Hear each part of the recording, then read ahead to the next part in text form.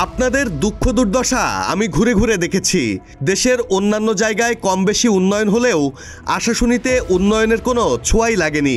আমি কথা দিচ্ছি, আপনাদের সমর্থন ও ভোটে নির্বাচিত হতে পারলে অবহেলিত আশাশুনি জনপদে উন্নয়নের পাশাপাশি খাজরা ইউনিয়নকে মডেল ইউনিয়ন হিসেবে গড়ে তুলব।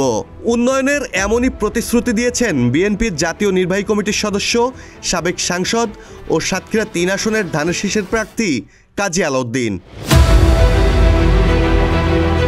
আলাউদ্দিন বলেছেন, উপকূলীয় এ অঞ্চলের স্বাস্থ্যসেবার মান উন্নয়নে ১০০ শয্যা বিশিষ্ট হাসপাতাল নির্মাণ, পানি নিষ্কাশনের ব্যবস্থা, খাল ও নদী দখলমুক্ত করে পুনর্খননের মধ্য দিয়ে জলাবদ্ধতা নিরসনকে সর্বোচ্চ গুরুত্ব দিবেন তিনি।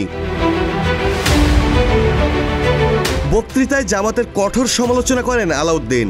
বলেন, যে দল ৭১-এ স্বাধীনতা যুদ্ধের বিরোধিতা করেছে, লাখ লাখ মানুষকে শরণার্থী বানিয়েছে, কিভাবে তারা আশাশুনির মতো সংখ্যালঘু অধ্যুষিত এলাকায় নির্বাচিত হয়?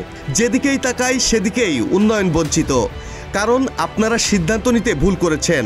যে দল রাষ্ট্রীয় ক্ষমতায় যায় সেই দলের এমপি নির্বাচিত করলে এমনিতেই এলাকার উন্নয়ন হবে উল্লেখ করে নিজের জন্য ধানের শীষ প্রতীকে ভোট চান আলাউদ্দিন।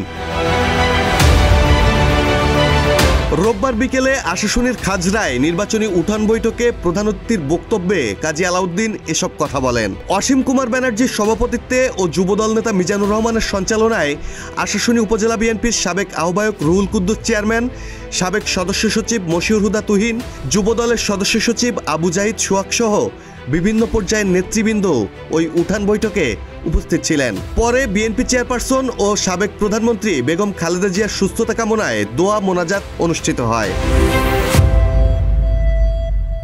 মাহমুদুল হাসান শাওন, প্রতিদিনের বাংলাদেশ।